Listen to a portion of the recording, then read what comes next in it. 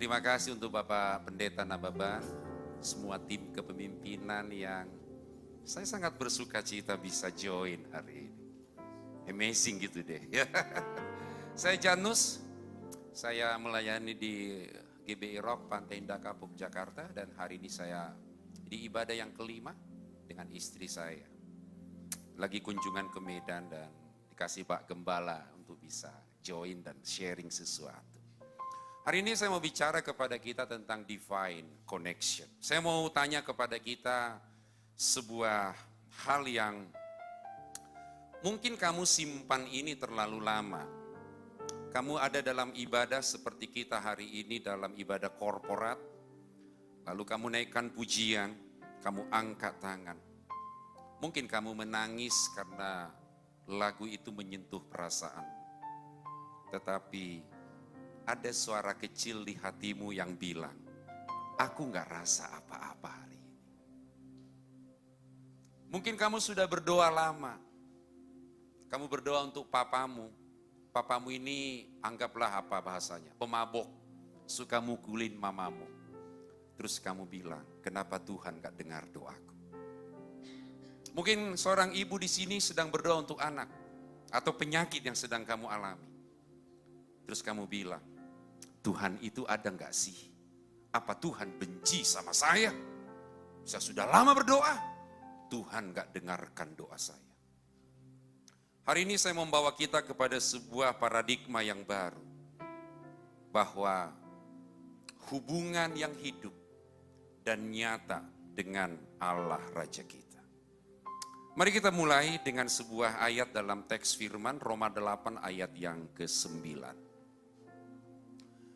Begini firman Tuhan, Roma 8 ayat 9. Tetapi kamu tidak hidup dalam daging, melainkan dalam roh. Jika memang roh Allah diam di dalam kamu, tetapi jika orang tidak memiliki roh Kristus, ia bukan milik Kristus. Tegas ini, Paulus bilang kepada jemaat di Roma, jika orang tidak memiliki roh Kristus, ia bukan milik Kristus. Paulus tidak berkata, jika kamu tidak pergi ke gereja, atau jika kamu tidak membaca Alkitab, atau kamu tidak berdoa cukup lama. Dia nggak sebut statement itu, saudaraku. Tapi dia selalu bertanya kepada jemaat Roma yang dia layani, bahwa apakah Roh Kudus sungguh-sungguh diam di dalam kamu? Dan apakah kamu sungguh-sungguh terhubung dengannya?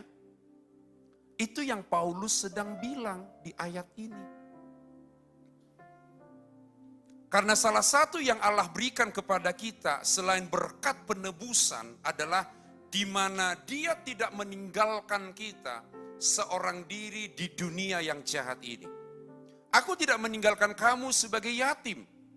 Aku mengirimkan kepadamu seorang penolong yang lain, Parakletos. Seorang yang berdiri menjadi seorang pembela di dalam hidup kamu. Bahkan di masa-masa yang sulit, gelap yang kamu alami. Yesus menjanjikan itu. Bahwa kalau dia naik ke sorga, pribadi yang sehakikat dengan dia, Roh Kudus, dia beri kepada kita. Yang mengerti kebenaran ini katakan amin. Apa yang Roh Kudus kerjakan kepada kita?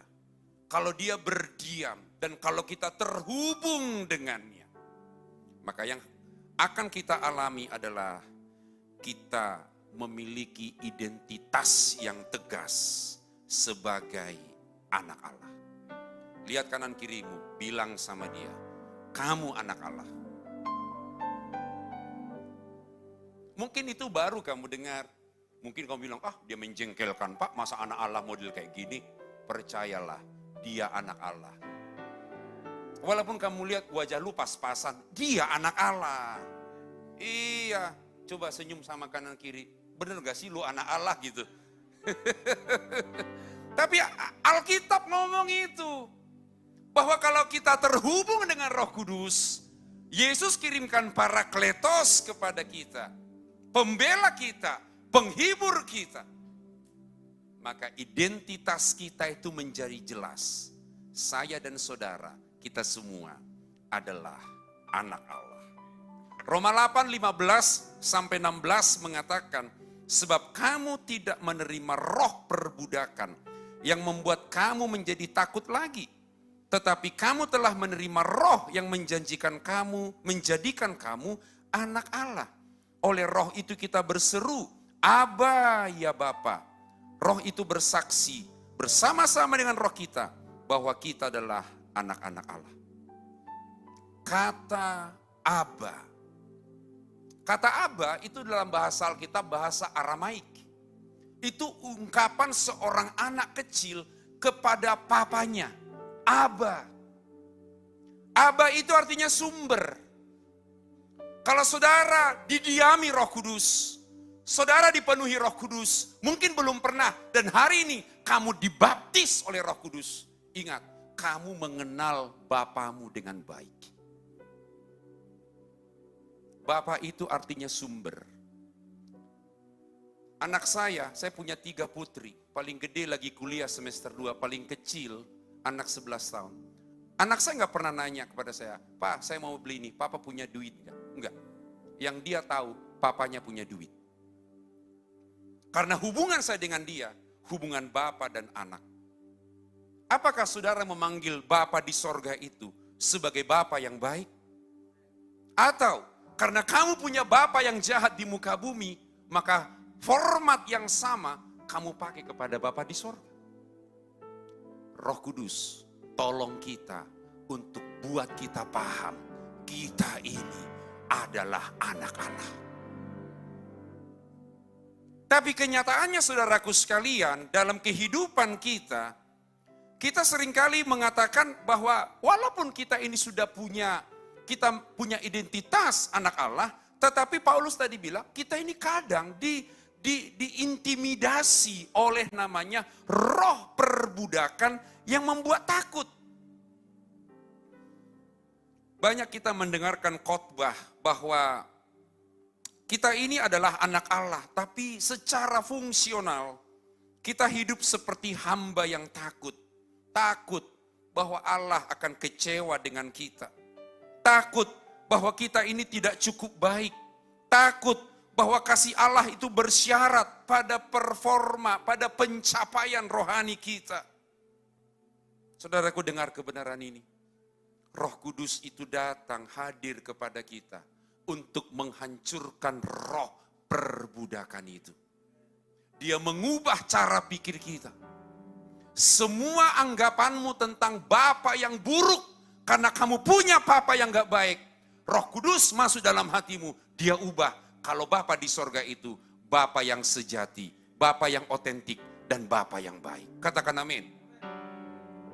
Ini perlu. Karena kalau kita salah menerima bahwa Bapa itu Bapa yang jahat, maka seluruh hubungan kita, seluruh hal-hal yang kita kerjakan secara rohani tidak akan bisa seperti yang Tuhan kehendaki. Identitas yang benar adalah fondasi dari segalanya. Kalau kamu belum penuh Roh Kudus, kamu belum dibaptis oleh Roh Kudus, kamu belum mengalami dia secara pribadi dalam hadiratnya, dan kamu gak tahu siapa dirimu di hadapan Tuhan, ingat ini, kamu akan selalu mencari penegasan identitas dari tempat-tempat yang salah. Kenapa orang melakukan hubungan seksual sebelum menikah? Pacarannya kebablasan, karena dia lupa, dia selalu bilang, gua bukan anak raja. Makanya dia melakukan hal yang jahat. Karena orang sekali puas dengan Yesus, maka segala keinginan duniawi tidak menjadi penting. Kenapa orang terikat dengan narkoba? Ingat, saya harus sampaikan ini. Bahwa dosa itu bukan sekedar pelanggaran. Dosa itu perbudakan. Dosa itu perhambaan. Membuat kita terikat. Membuat Kristus bergeser dari dalam hidup kita. Mestinya hanya Yesus yang menjadi raja. Tapi kita taruh hawa nafsu kita menjadi raja. Kenapa? Karena Roh Kudus tidak kita izinkan mengambil alih seluruh kehidupan kita. Terus ada nggak Pak caranya biar kita nggak terikat dosa? Gak ada caranya. Kamu hanya perlu berada di bawah kendali Roh Kudus. Kamu perlu serahkan hidupmu kepada Tuhan dengan sepenuhnya. Itulah sebabnya, ubah pola doamu. Kalau hari ini kamu datang kepada Tuhan hanya sebuah daftar permintaan. Setiap pagi kamu datang sama Tuhan hanya minta-minta, ya nggak salah loh ya, minta sama Tuhan. Tapi kalau rutinitas doamu, doa sama Tuhan karena hanya butuh dengan semua permohonan, kamu sedang salah menjalani trek kekristenan. Karena kita dengan Bapa seperti Bapa dengan anak kandung. Saya ngobrol sama papa saya ketika beliau hidup, bukan karena saya minta, tapi kadang kita bercanda sesuatu yang gak penting, karena namanya hubungan.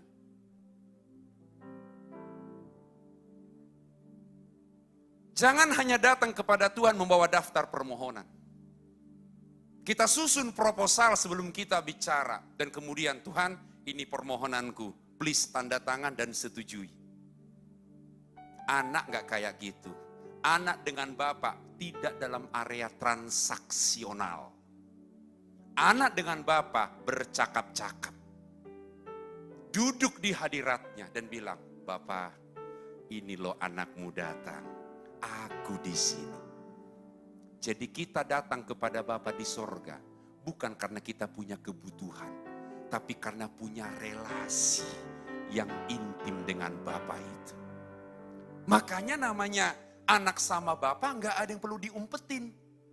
Kamu bisa bilang, Tuhan, tolong dong Bapa, laki-laki yang kusuka itu betul-betul nggak dari Engkau? Tanya. Daripada kamu salah ambil pasangan, Roh Kudus bantu kamu untuk ngomong kepada Bapa. Tuhan, pekerjaan yang sekarang aku jalani, apakah ini akan menyenangkan hatimu? Tuhan, masa depanku yang belum jelas ini, apakah Engkau akan menuntun aku di situ? Tuhan, rencanaku untuk pindah kerja beberapa bulan lagi, apakah Engkau menyetujuinya? Ini anakmu Tuhan, ngomong dong sesuatu ke saya. Jadi ngobrol kayak anak dengan Bapa. Kenapa? Karena model apapun anak, tetap anak. Lukas 15 mencatat, ketika anak yang bungsu itu meninggalkan bapaknya, dia hendak makan nasi babi, dia ingat papanya. Bapakku di sana makan hamba-hambanya makan enak, gua di sini makan nasi babi. Aku kembali kepada bapakku. Tiap hari bapaknya itu udah nungguin dia. Dan ketika dia lihat anaknya di kejauhan, dia naikkan jubahnya, dia lari, dia peluk anaknya. Mungkin ada antara kalian bilang, Pak, tapi dosa saya sudah semakin banyak. Tuhan gak pernah fokus masa lalumu. Tuhan cinta masa depanmu. Katakan amin. Jangan terfokus dengan masa lalu. Karena Tuhan gak peduli dengan masa lalumu. Tuhan lebih peduli masa depanmu. Itu yang Roh Kudus kerjakan kepada kita, saudaraku. Ubah pola doa kita. Jangan karena ada keperluan baru cari Tuhan. Selanjutnya, kegagalan moral kita tidak mendefinisikan identitasmu. Ini juga ingat. Kehidupan kita ini ada pasang surutnya. Mungkin kita merasa, Pak, saya sudah pernah gagal. Gagal dalam pernikahan. Saya sudah pernah melakukan dosa yang gak boleh dilakukan.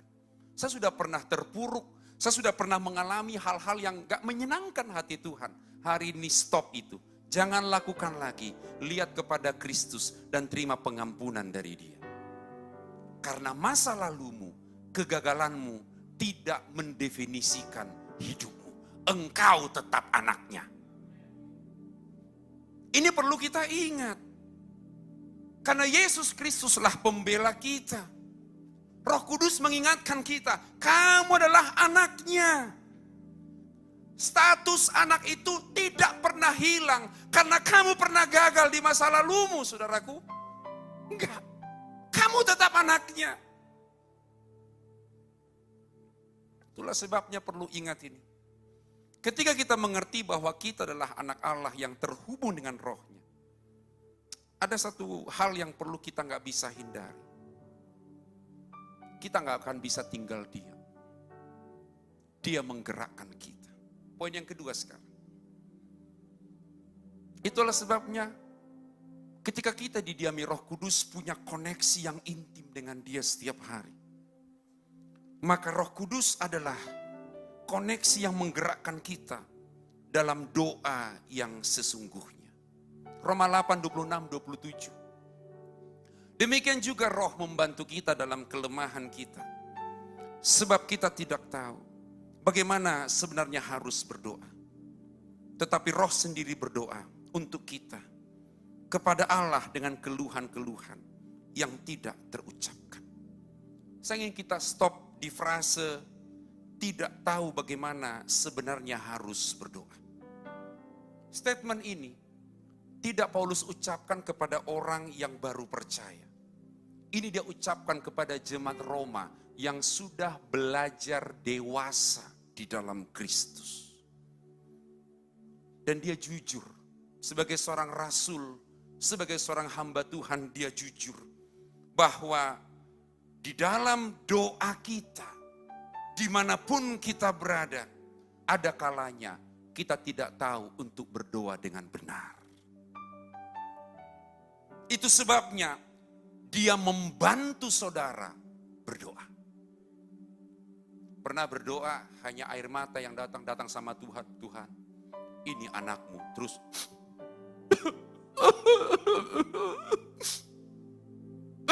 nangis terus. Pernah ngalamin itu? Mungkin kamu akan bilang, tapi kan saya nggak ngomong Pak.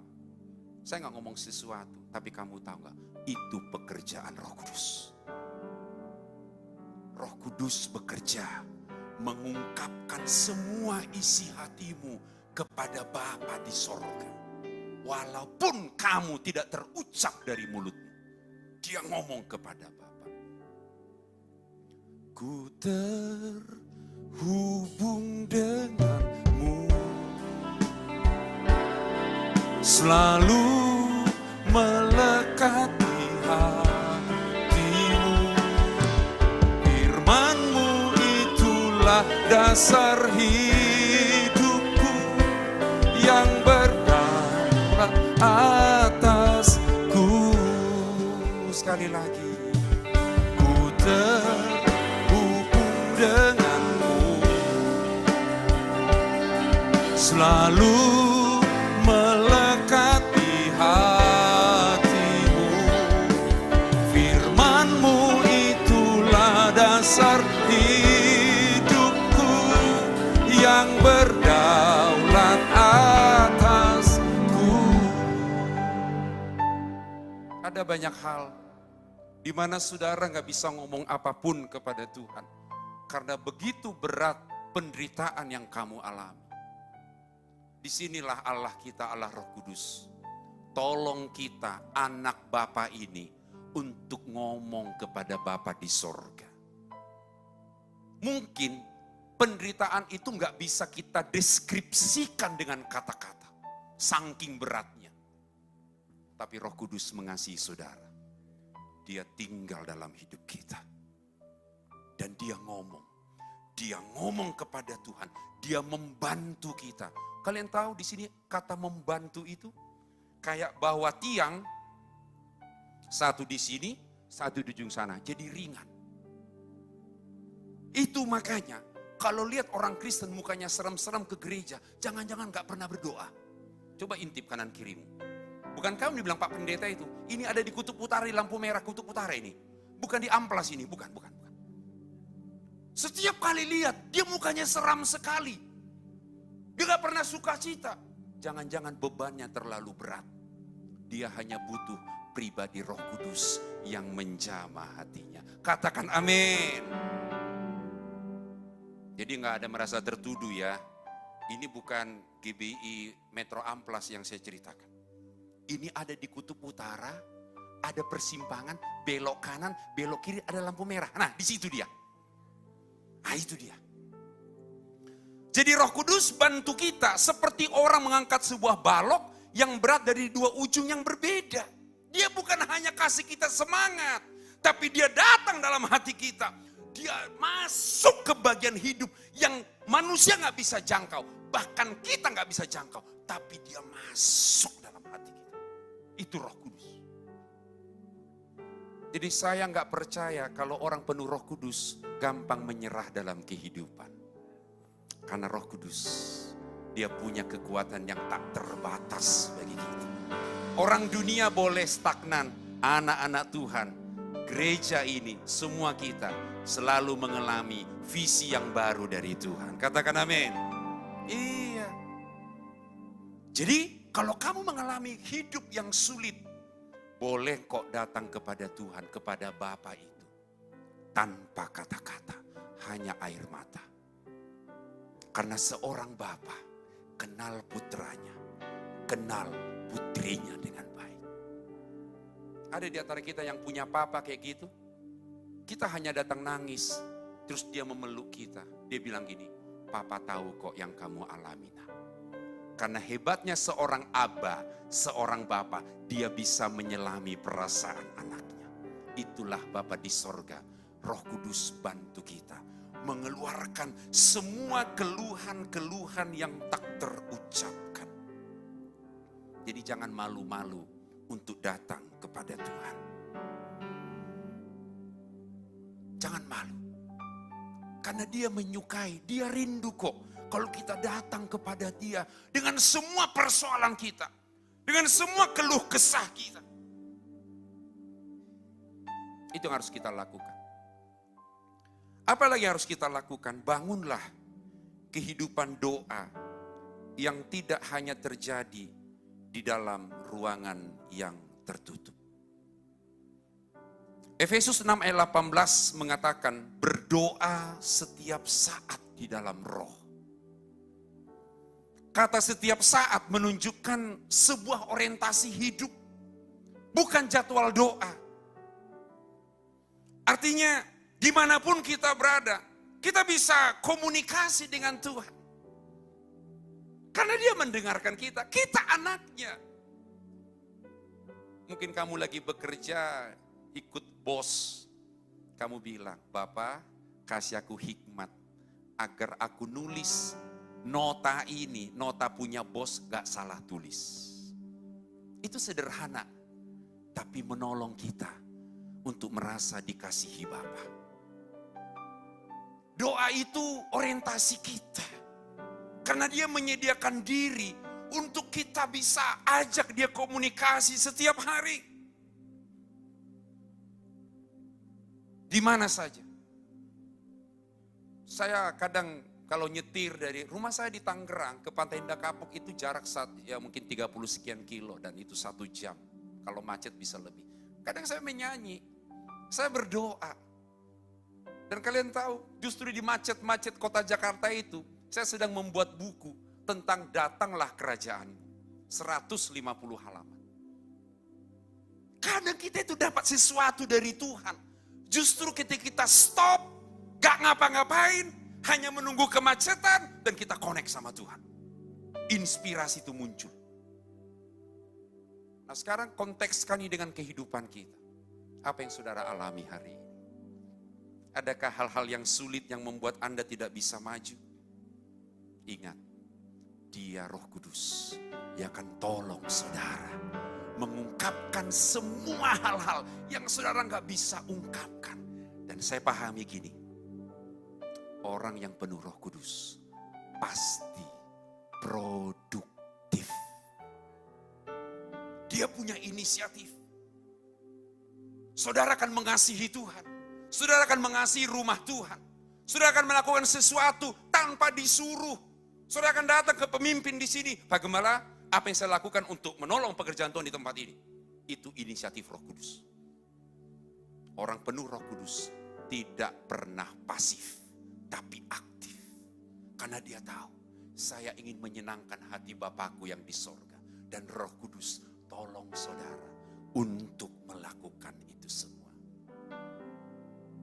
Kita masuk bagian yang ketiga. Roh Kudus adalah koneksi yang menyatukan kita dalam tubuh Kristus. 1 Korintus 12 ayat 13 ada di slide saya juga. Sebab dalam satu roh kita semua, baik orang Yahudi maupun orang Yunani, baik budak maupun orang merdeka, telah dibaptis menjadi satu tubuh dan kita semua diberi minum dari satu roh. Saudara, ketika Paulus tulis surat ini, jemaat Korintus ini lagi ribut. Jemaat ini lagi diperintah oleh egonya, kepentingan-kepentingan mereka. Mereka punya klaim rohani yang saling bersaing. Gereja itu sedang ada di ambang perpecahan karena mereka sedang meributkan baptisan mana yang benar. Tapi Paulus seorang hamba Tuhan yang dia tahu kalau orang penuh Roh Kudus, dia suka persatuan. Saya ulang, orang kalau didiami Roh Kudus, dipenuhi Roh Kudus, dia suka bersatu. Saya pernah ditanyakan oleh mahasiswa saya, Pak, menurut Bapak secara praktis, apa tanda seseorang yang penuh Roh Kudus? Saya bilang, bukan bahasa roh. Walaupun itu tanda Alkitab catat, tapi kenyataan, karena kan ditanya prakteknya. Kalau orang itu lagi ribut sama teman, dia yang inisiatif duluan berdamai, dia penuh Roh Kudus. Karena Roh Kudus tidak pernah memecah belah. Roh Kudus membawa persatuan. Roh Kudus dia selalu memulai rekonsiliasi dengan orang-orang, teman-teman yang sedang konflik dengan dia. Ada di sini suami istri, saya mau nanya, waktu saya 12 menit ini, saya mau nanya. Kalau kalian ribut di rumah, siapa yang dulu minta maaf? Yang senyum-senyum melakukannya. Yang diam-diam pelaku utama.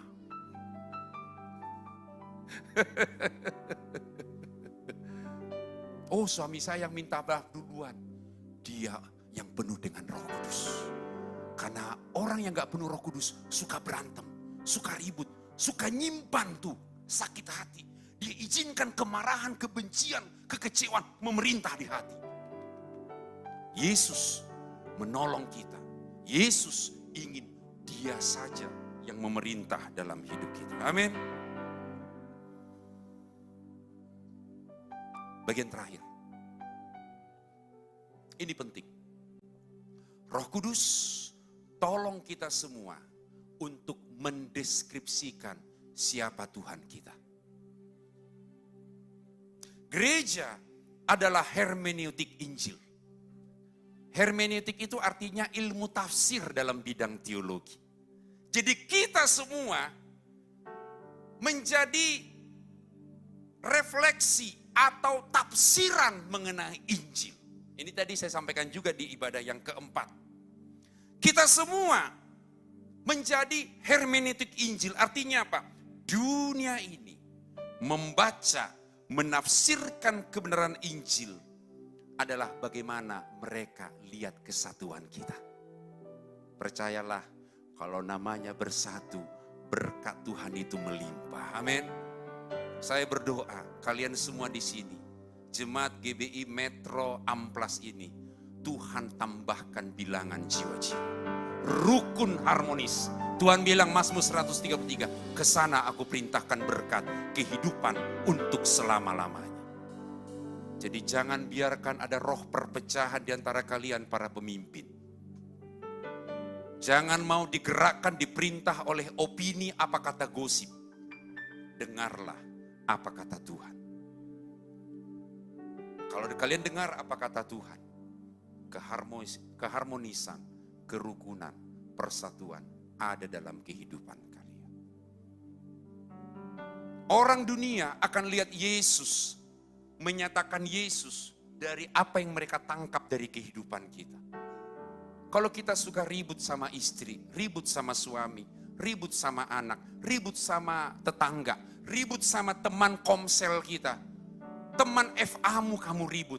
Orang dunia bilang, Yesusnya suka berantem. Tapi kalau lihat kalian saling mengasihi, ketemu teman yang lagi sedih, kalian doakan, kalian berkati, kalian topang dia. Orang dunia lihat, orang Kristen itu penuh kasih. Yesusnya penuh kasih. Jadi hari ini, pikirkan baik-baik bahwa kehidupan kita punya koneksi yang intim dengan Tuhan. Dia masuk ke dalam identitas kita, ke dalam. Dia masuk dalam realita doa kita ke atas. Dan dia masuk kepada komunitas kita yang penuh dengan rukun dan persatuan, yaitu keluar. Hari ini saya tidak memperbanyak, saya punya waktu 7 menit untuk ngajak kita berdoa hari ini. Agar kita semua dilawat oleh Tuhan. Kalau kamu hari ini menyadari bahwa kamu belum pernah sungguh-sungguh memberi ruang bagi Roh Kudus untuk berkarya, minta Roh Kudus lawat saudara. Kalau kamu seorang yang percaya sudah lama, tapi kamu merasa koneksimu dengan Roh Kudus menjadi sesuatu yang formal saja, hanya butuh kalau ada permintaan, bukan sebuah hubungan relasi yang intim dengan Dia. Hari ini kamu minta pembaharuan dengan Tuhan. Kalau kamu datang dengan beban yang sangat berat, kamu butuh untuk merasakan bahwa Roh Kudus juga menanggung beban itu dalam hidupmu. Maka kamu juga perlu datang sama Dia. Bilang, Bapak, tolong aku, ini anakmu, beban ini terlalu berat. Dan kalau itu adalah kalian, mari kita bangkit berdiri bersama-sama. Main di day.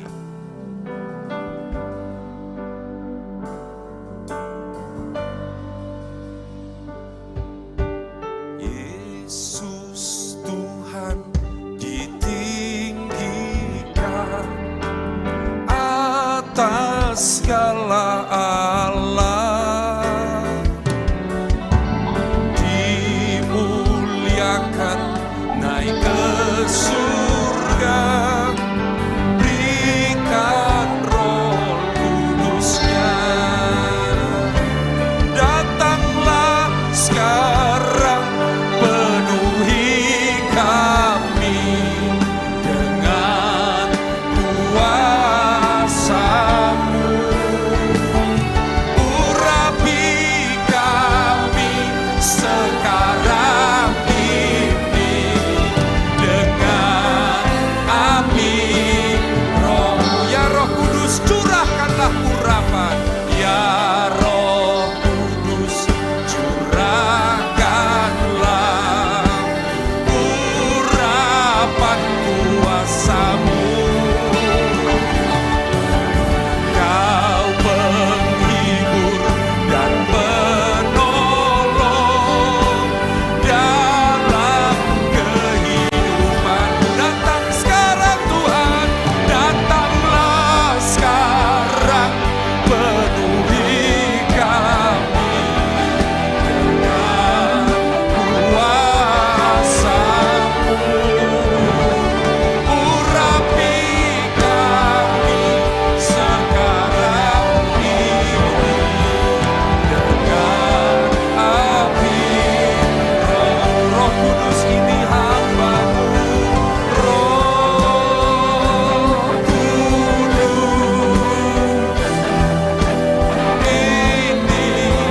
hamba-Mu. Roh Kudus, penuhi hamba. Datanglah sekarang, datanglah sekarang, penuhi kami dengan kuasa-Mu. Urapi kami sekarang ini dengan api Roh. Bolehkah kita mulai menutup mata? Kamu boleh angkat tanganmu, mulai sembah Dia. Hiraya lama kata ya lama sikit ini lama. Angkat tanganmu, sembah Dia. Dia ada di sini. Uraya lama sikit ini lama kata ya lama sikit. Uraya lama sikit. Sembah Dia. Nyatakan isi hatimu bagi Bapa kita.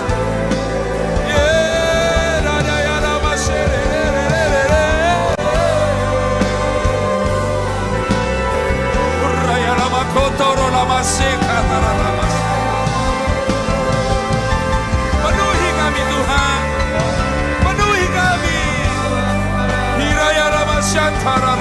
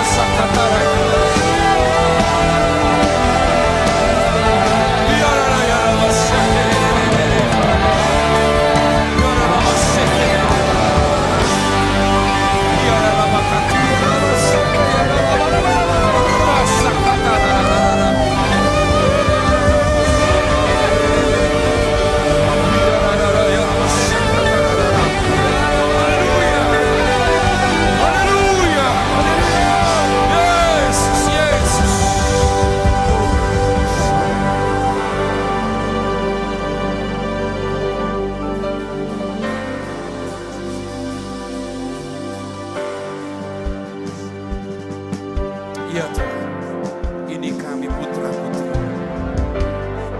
Tuhan lawat kami. Tuhan lawat kami. Tuhan lawat kami. Tuhan jamah. Tuhan kau melihat kedalaman hati kami. Haleluya. Haleluya. Sembah dan puji penuhi tatamu. Naikkan sembahmu kepada Dia. Sembah dan puji penuhi tatamu. Jangan hiraukan air matamu yang keluar. sembah dan puji. Engkau anaknya, Berita Engkau pergumulanmu, di atas kesulitan. Yesus Tuhan adalah. Mari sama-sama kita sanjung Raja kita. Haleluya, sembah dan puji. Sembah dan puji, berita kamu. Haleluya, Sembah dan puji, berita kamu. Sembah dan puji, berita kamu. Yesus Tuhan adalah. sembah dan puji. Haleluya, Sembah dan puji, berita kamu. Sembah dan puji, berita kamu. Sembah dan puji, berita kamu. Yesus Tuhan adalah. Yesus Tuhan, Yesus Tuhan adalah.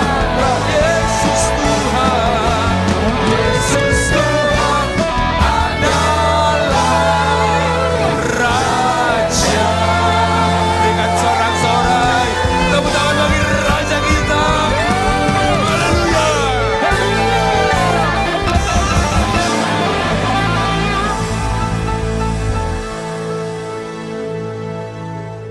Kami selalu takjub akan Engkau Tuhan. Karena Engkau bekerja melebihi logika kami. Engkau masuk ke dalam relung hati kami. Yang kami sendiri gak bisa masuk. Terima kasih Engkau menjadi Bapa yang baik bagi kami. Terima kasih Engkau menyediakan Roh Kudus bagi kami. Engkau menjadi Parakletos, penolong yang berdiri di sebelah kami. Mengangkat beban itu bersama-sama. Dan beban kami pun ringan ya Tuhan. Terima kasih buat kesetiaan-Mu. Engkau lebih peduli masa depan kami dibandingkan masa lalu kami. Terima kasih buat anugerah-Mu. Terima kasih buat kesetiaan-Mu. Hamba berdoa. Aku deklarasikan berkat atas mereka semua. Di dalam nama Yesus. Segala berkat dari sorga turun atas kalian. Kuasa kegelapan tidak akan pernah mengambil sukacita dari kalian. Kemenangan menjadi milik kalian. Kau berbeda dari orang-orang yang tidak pernah memuliakan Tuhan. Hidupmu makin naik dan tidak akan turun. Bahkan diberkati dalam segala hal. Hari ini Tuhan, aku khusus mendoakan, mendeklarasikan berkat untuk hamba-Mu di tempat ini. Para pemimpin di gereja ini. Aku berdoa, berkat kerukunan, keharmonisan turun atas mereka semua. Visi ilahi dari sorga nyata atas mereka. Mereka memiliki hati Bapa, hati Yesus, memandang jiwa-jiwa. Mereka bersemangat ekspansi kerajaan-Mu di muka bumi. Terima kasih Roh Kudus buat kebaikan-Mu. Terima kasih buat anugerah-Mu. Kami bersuka cita. Kami percaya Kau terus menumbuhkan firman ini. Bahkan ketika kami pulang lewat dari pintu gereja ini, Engkau tetap berkah di dalam hidup kami.